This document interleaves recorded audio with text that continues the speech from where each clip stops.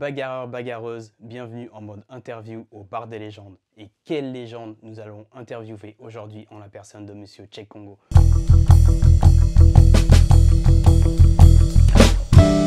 Donc bonjour ouais, Cheikh, bienvenue au bar des légendes de la bagarre. Bah, nous en fait la bagarre, on a un média qui souhaite mettre en avant les combattants français, donc de D'accord. MMA, et pas que, donc un peu tout, même si toi tu as plus besoin d'être mis en avant, on va dire, avec ton palmarès. Pour ceux qui ne te connaissent pas, tu es un peu le Cristiano Ronaldo pour nous du MMA, c'est tu te bonifies avec l'âge.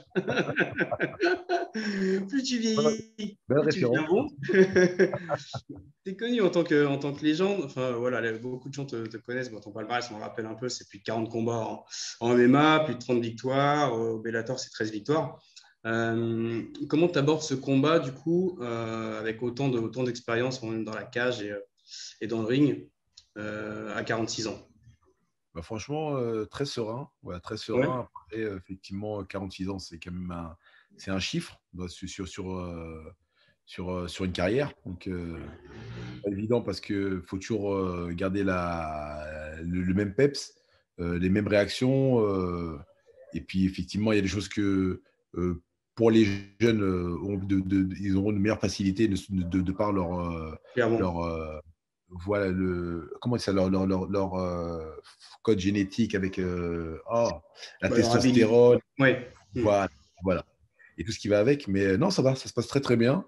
Je suis déjà dessus sur une bonne prépa sur l'entame de ce combat, déjà même pour moi-même pour rester au top et Ouais. depuis un petit moment. Donc je suis content parce que j'aurais pas pu penser justement réagir et être réceptif à ce point-là. Voilà. Donc là, je D'accord. suis très très Donc là, bien. tu as commencé ton camp d'entraînement aux États-Unis, Bah, ça? comme d'habitude, hein. Ouais. Tu vas t'entraîner Comme- en France aussi un peu en arrivant ou Là, pas? je finirai. Si j'ai la chance de rentrer sur la France un peu plus tôt, Oui. je continuerai ça sur la France. Mais sinon, sur la base, je le fais aux États-Unis. Ouais. Ok. Et si tu es en France, est-ce que tu vas continuer la montée des marches à Montmartre pour faire monter le cardio ou pas? Ah, toujours, On toujours. laisse pas les bases, c'est bien. Du coup, tu es connu comme style, tu es un peu, enfin, t'as le style, tu es un striker. On a vu que Ouais, sur ton dernier combat, sur ta dernière victoire contre Karitonov, tu l'as terminé par soumission. ouais. Et du coup, ton style, il a évolué, je pense, à travers le temps. Tu as travaillé spécifiquement le sol et la lutte. Ben, je dirais, je me suis déjà soigné dans un premier temps pour pouvoir Ouais. me rouler par terre et ne pas être embêté avec ses limites de gestuelle, tout simplement. Ouais. Ouais. Et puis, qui m'ont permis de m'ouvrir largement et de pouvoir revenir à mes premiers amours, qui est la lutte. Donc, lutte fait. D'accord. Et puis, donc, bien sûr, depuis toutes ces années, c'est une activité que je n'ai jamais laissée. D'accord. Tu as Après, toujours travaillé la lutte, quoi. voilà, en poids lourd, effectivement, c'est plus facile que d'envoyer des parpaings. Beaucoup C'est essaient sûr. d'éviter, voilà, beaucoup essaient d'éviter, ils reviennent avec des styles de striker et de striker, mais en fin de compte, c'est des lutteurs ou jiu-jitsuka. Oui. Après, l'idéal, c'est toujours d'embourber techniquement, c'est d'embourber les gens.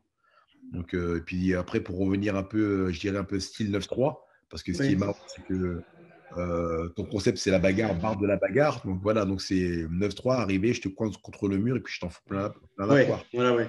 Donc Si on voilà, peut finir rapidement, effectivement, c'est voilà.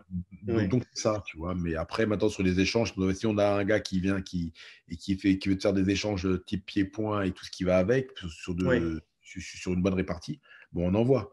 Et puis voilà, D'accord. c'est ce que j'ai voulu faire avec Karitanov, chose que à Ouais. ce jeu-là, sur le coup, il Ouais, m'a, c'était. ouais, voilà, Il est dur, hein. Il est dur. voilà, il m'a enfumé parce qu'effectivement, je voulais rentrer dans son jeu. Et Ouais. après, je dis non, on peut très bien rentrer dans son jeu, mais à ma manière. Et puis, Oui, non, intelligemment, quoi. Ouais. voilà. Puis après, Mm. sur la fin, bon, j'ai voulu travailler le corner ball, il ne m'a pas laissé l'opportunité. Donc, la seule solution, c'était l'étranglement.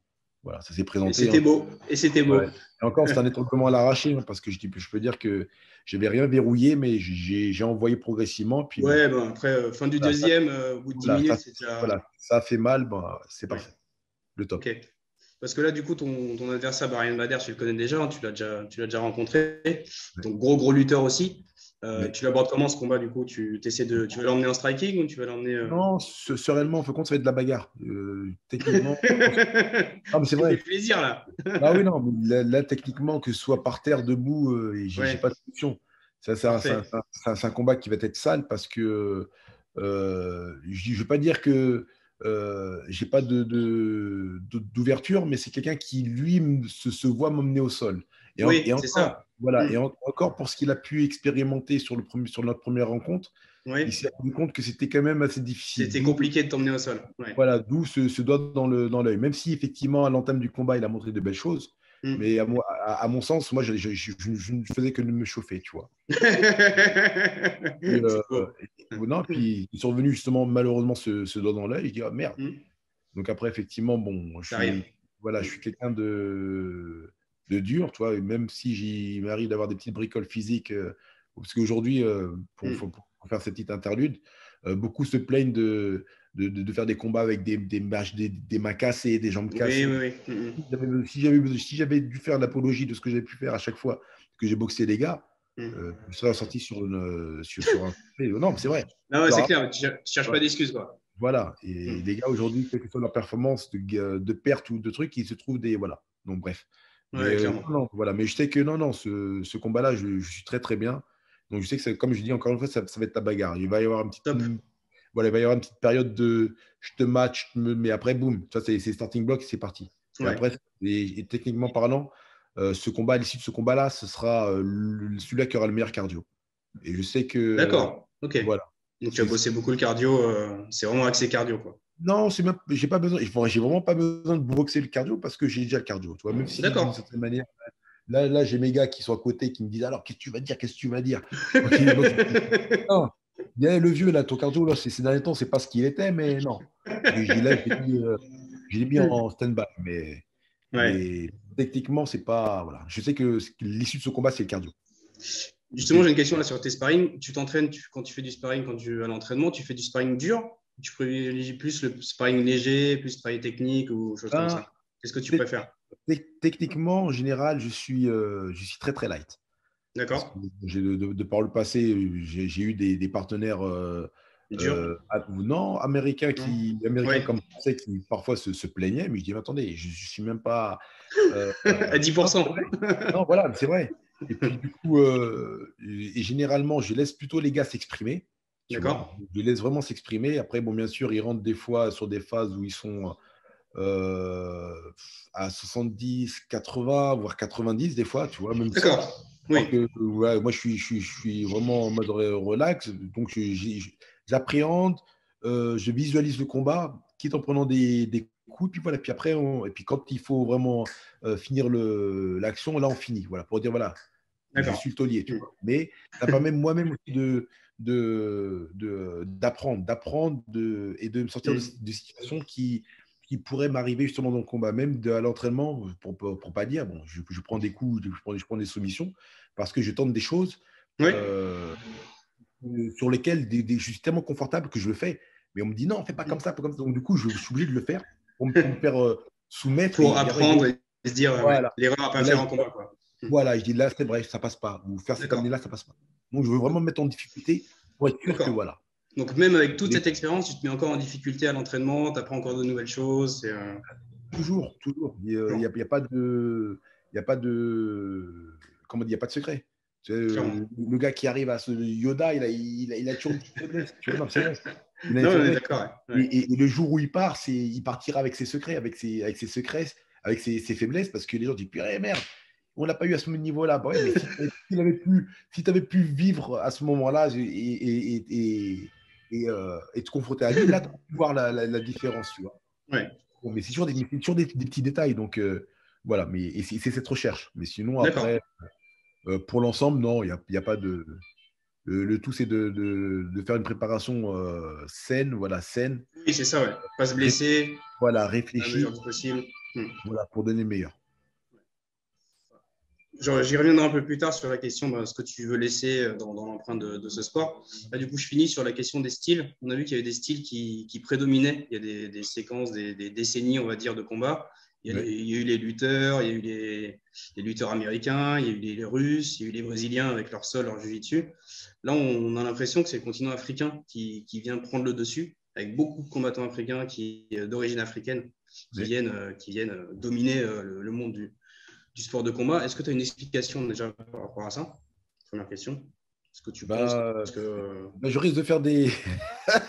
je risque de faire des… Pas des jaloux, mais des rageux. Des rageux.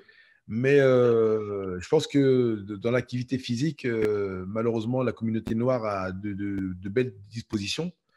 Et on est prédisposé. Et, je pense, et c'est ce pourquoi, justement, dans le sport, comme dans d'autres activités qui ne sont pas qui peuvent être culturelles et j'en passe, où on s'émancipe, et on fait de belles choses. Parce qu'effectivement, il a fallu que l'on puisse comprendre le jeu pour pouvoir l'adapter, s'adapter, et puis maintenant le retranscrire et le transmettre selon notre essence personnelle. Donc, moi, c'est moi. Il y a du Gagne, il y a du Francis, et il y a du Ousmane, et j'en passe. Voilà. Et voilà. Et c'est vrai qu'aujourd'hui, c'est une belle émancipation parce qu'effectivement, je pense qu'en termes de Duc-Picat, on fait bien les choses. On fait très, très bien les choses. Est-ce que tu penses que c'est un continent qui est encore sous-estimé du coup? On est toujours sous-estimé.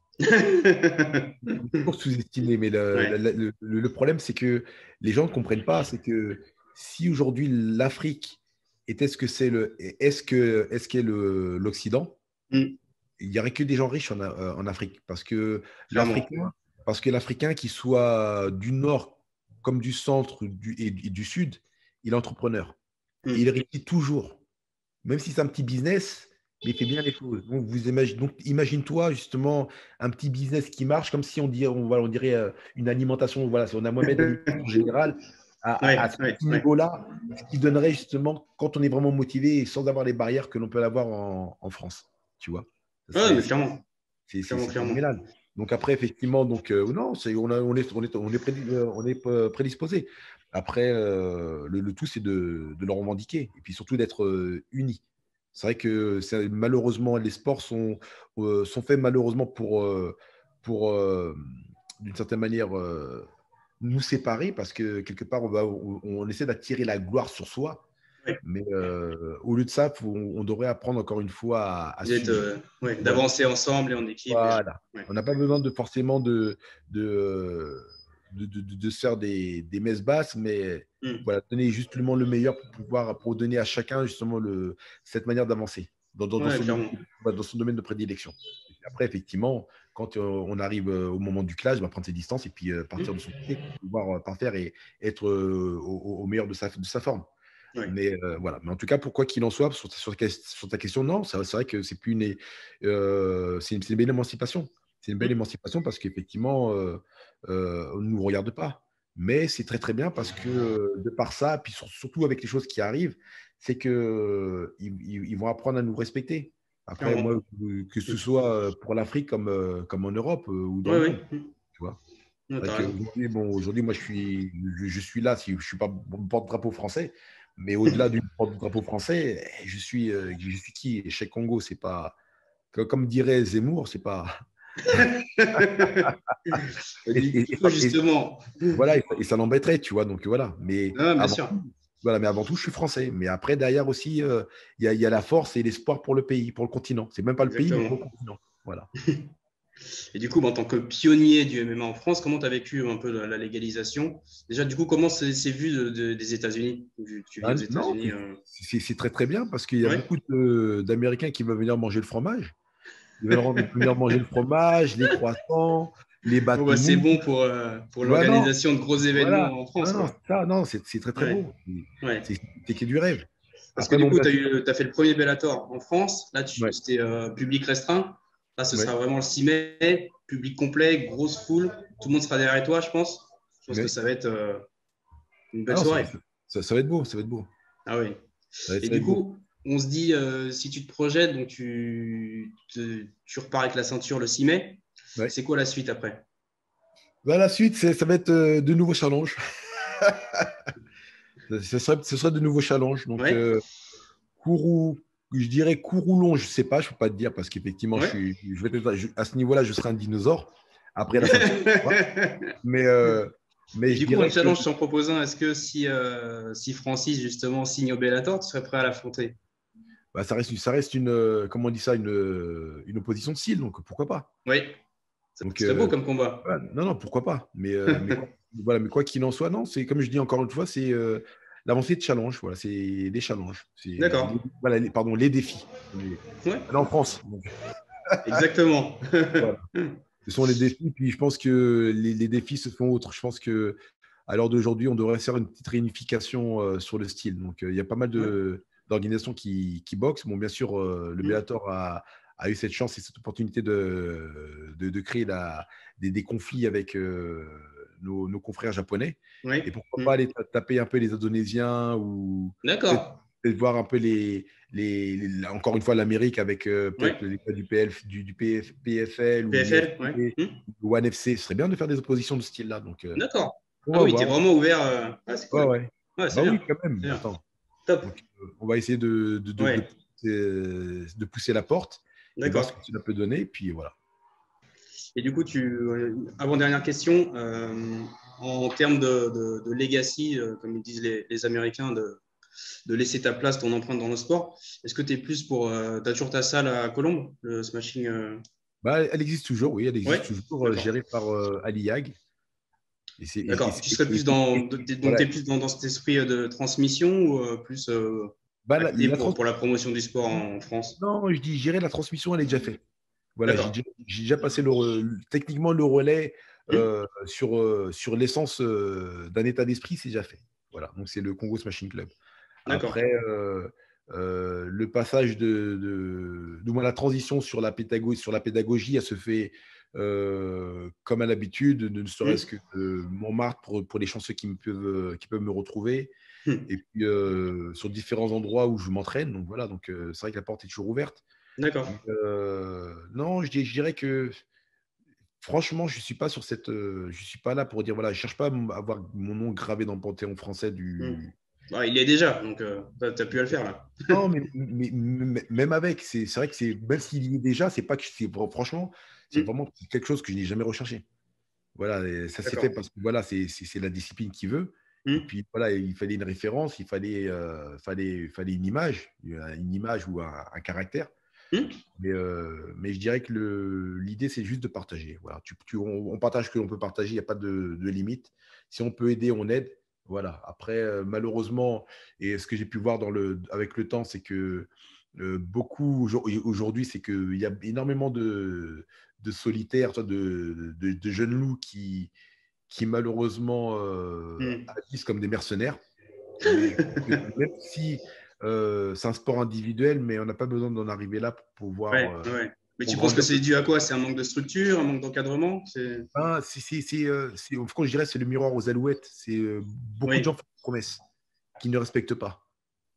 Tu Hmm. vois. Et puis après, beaucoup se dirigent sur des groupes parce qu'ils brillent sur ce moment même. Donc ils disent ah, Oui, on va avoir notre ouverture, mais non. oui, oui. Hmm. Toi, t'as des gars comme, je dirais, allez, Daniel, pour ne citer, pour pas faire grand, mais Daniel Voirin, qui Hmm. avec son peu de moyens, a ramené quand même, a fait signer un ou deux Ouais, athlètes à l'UFC, ouais. tu vois. Hmm, Après, bien hmm. sûr, les gens, aujourd'hui, ne rêvent que de l'UFC parce que c'est la vitrine. Mais tu as d'autres structures qui brillent, comme les aussi. On a pas mal de Français qui sont partis aussi au One FC, tu Clairement. vois. Mais ces Hmm, gens-là, on n'en parle pas. Tu vois, ils hmm. font pas d'actualité. Après, tu Ouais, as clairement. Montparnasse Saladin, tu vois, Hmm. qui fait le KSW. Donc voilà, Ouais, ouais. et le Cheikh Koné et j'en passe. Tu vois, donc c'est Non, mais pas. je pense qu'il y a un bon niveau en France Ah non, en non, MMA là. ils sont là, ils sont là, Ouais, ils ouais. sont là. Après, maintenant, encore une fois, c'est juste des petits détails qu'il faut régler. D'accord. Des petits Et détails. t'es au niveau quoi? Tu penses c'est vraiment encadrement, promotion? C'est à quel niveau Euh, qui. sur les deux, sur les deux. Mais je pense que D'accord. techniquement, la promotion n'est pas à faire parce que les performances parlent d'elles-mêmes. Et Hmm. en général, ces gens-là ont toujours un regard sur eux. Mais comme pour certains, il y en a qui se loupent à la dernière minute ou juste font des bêtises, tu vois, mais ils disent, bon, ils sont là, mais Donc, ils attendent que ces gens-là puissent corriger ces petits détails pour Ouais. pouvoir les tirer vers le haut. Tu vois. Mais encore une fois, hein, c'est pour dire, c'est que si le One FC tire à chaque fois les Français Mm. chez eux, c'est pas pour, C'est pas c'est pas pour pour, rien. ouais, c'est pas pour Ouais. rien. Mm. Parce qu'après, les gens disent oui, l'UFC, mais ils diraient, moi j'aime beaucoup l'UFC, mais il n'y a pas que l'UFC. Donc après, Clairement. faut aller là où vous vous sentez le mieux pour Oui. pouvoir vous Ouais. émanciper, surtout vous construire et amener un bagage pour pouvoir derrière l'assumer et puis surtout vous vendre correctement. Voilà. Ouais. Ça marche. On me dit de finir, donc du coup, j'ai juste deux questions. La première, c'est quand est-ce que tu viens au Bar des légendes? Quand est-ce que tu es en France? Nous, on Bah, t'invite au franchement, Bar des légendes, dans le bah, franchement, 17e. si c'est le bar de la bagarre, franchement, moi j'avais né à l'époque, j'avais né avec des potes, on faisait des ambiances Malboro, les bars Malboro. Donc bar Malboro, donc c'était tu rentrais dans le truc, tu voyais un gars, il te renvoyait un regard bizarre, c'est là tu après, on va dire putain, je sais que c'est ce qu'il faisait avant. Donc Ouais, voilà, tu mais viens au bar, mais je pense qu'il n'y aura pas trop de bagarres. voilà, non, il n'y a pas de problème. Si tu me prévois une tourtelle avec de la Ouais, fraise, du cassis, c'est parfait. franchement, avec plaisir. Et Ça du sera avec coup, grand plaisir. donc, dans la promotion de la bagarre, on essaye un peu quand même d'être pédagogue, voilà, parce que la bagarre, on aime tous ça, mais dans les respects des règles. Et on fait ça dans des règles bien spécifiques, cage, octogone, sur un tatami. Et Ouais. du coup, on a une phrase de fin. Donc, la bagarre, oui, mais dans la rue, c'est mal. Donc, on aimerait bien que tu la dises pour le public français et les jeunes qui nous regardent. Bah alors, donc écoutez-moi bien. Donc la bagarre, c'est très très bien, mais dans la rue, non. Donc Exactement. réglez vos problèmes justement sur un Sur le ring. tatami. Voilà, vous mettez des gants et C'est puis après, ça. c'est le meilleur qui gagne. Mais après, si tu perds, ben, tu repars avec la même appréhension. Voilà. Ça se Exactement. fait correctement. Bon, il y a l'humilité, on a pris un coup, mais on reste digne. Voilà. C'est ça. Merci beaucoup, Tchèque, en tout cas, pour le temps accordé. C'est cool. C'était top de Ok. t'avoir. Et voilà, Bagarre Bagarreuse, c'est déjà terminé, effectivement. J'espère que vous avez pris autant de plaisir que moi à écouter les réponses à nos questions de Monsieur Tchèque Congo. C'est toujours très très court, 15 minutes, surtout pour un combattant de son expérience. J'espère qu'il viendra nous voir le 6 mai prochain avec la ceinture autour de la taille, après son combat contre Ryan Bader au Bellator, je vous rappelle, le 6 mai. Allez soutenir nombreux. Nous, on débriefe très rapidement de ce qu'il nous a dit sur la situation du MMA en France et toutes les autres infos qu'il a pu nous donner. Et comme le rappelle Tchèque, n'oubliez pas, la bagarre oui, mais dans la rue, c'est mal.